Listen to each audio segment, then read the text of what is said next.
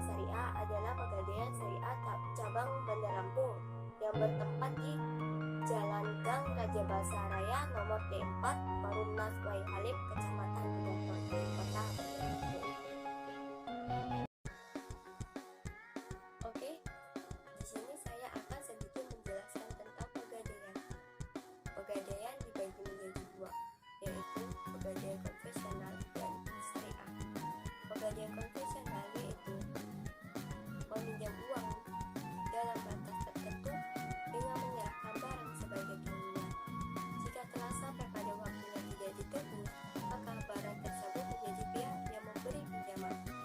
Dan yang kedua, pegadaian syariah. Pegadaian syariah yaitu menahan salah satu harta milik si peminjam sebagai jaminan atas pinjaman dari peminjam. Selanjutnya, dari manakah dasar hukum pegadaian syariah? Pegadaian syariah dasar hukumnya dari Al-Quran dan hadis. Al-Quran dapat dijelaskan dalam Quran surat Al-Baqarah ayat 243 dan hadis bahwasanya Aisyah berkata bahwa Rasulullah SAW membeli makanan kepada seorang Yahudi dengan menyerahkan baju besinya sebagai barang jaminan. Mari disimak hasil wawancaranya sebagai berikut. Selanjutnya, hasil pertanyaan pada wawancara, yaitu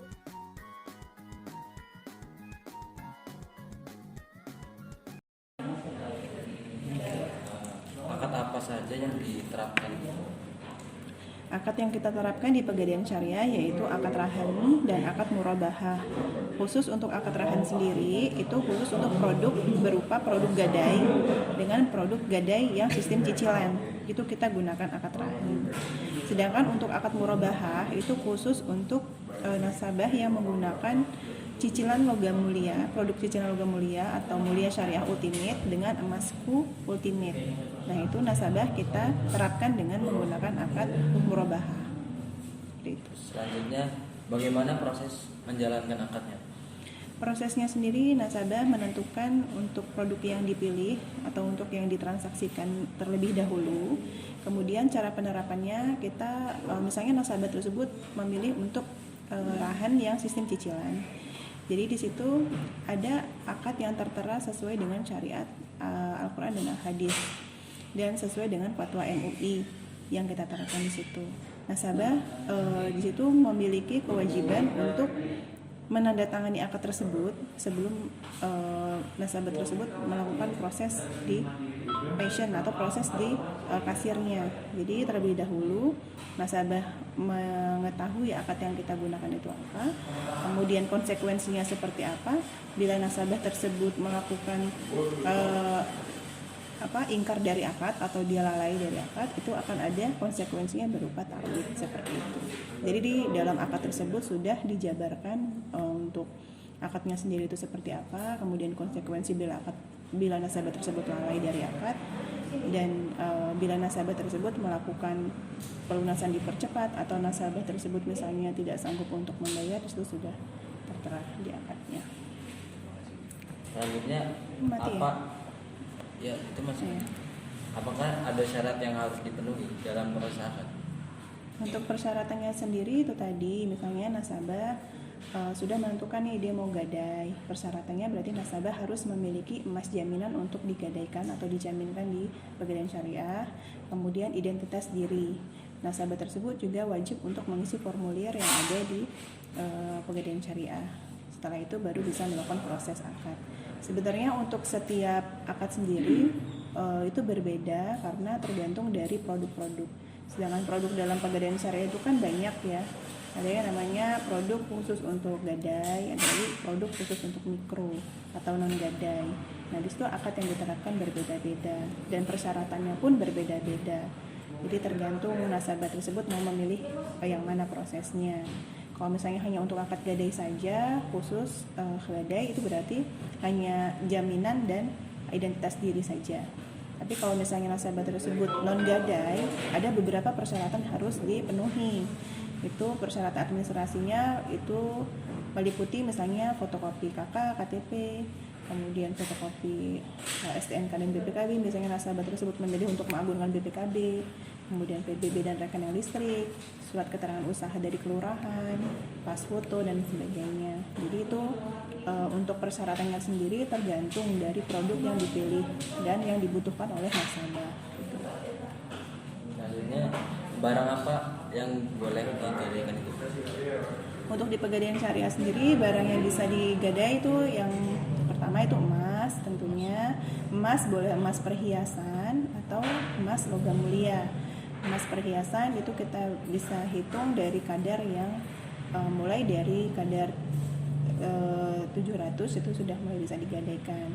Kemudian elektronik sendiri itu bisa misalnya televisi, kemudian ada lagi laptop, kemudian handphone. Namun untuk beberapa kriteria itu ada beberapa persyaratannya supaya bisa kita terima untuk digadai.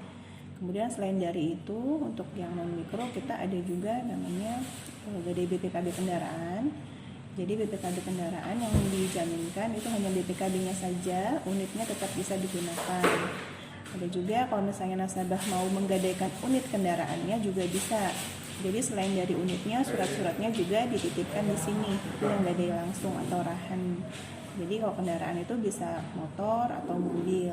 Kemudian kalau motor dan mobil bukan hanya unitnya aja, tapi surat-suratnya juga digadaikan gitu.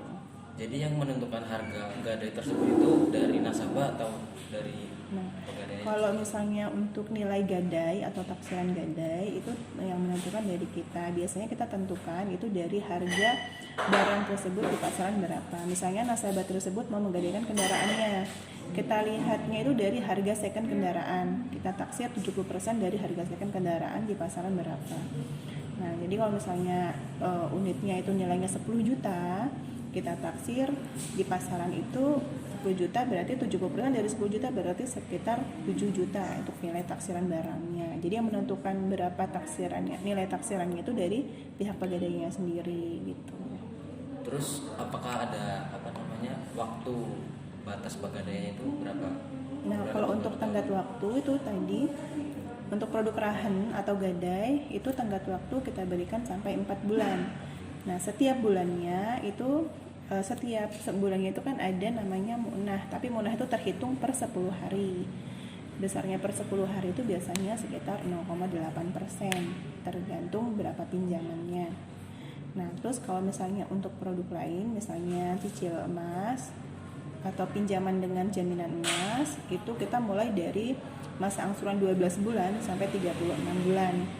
Kemudian ada lagi cicil logam mulia, itu kita mulai dari 3 bulan sampai 36 bulan. Kemudian untuk produk mikronya sendiri, itu mulai yang paling cepat itu 12 bulan, yang paling lama itu 36 bulan. Jadi tergantung dari produknya sendiri gitu. Udah.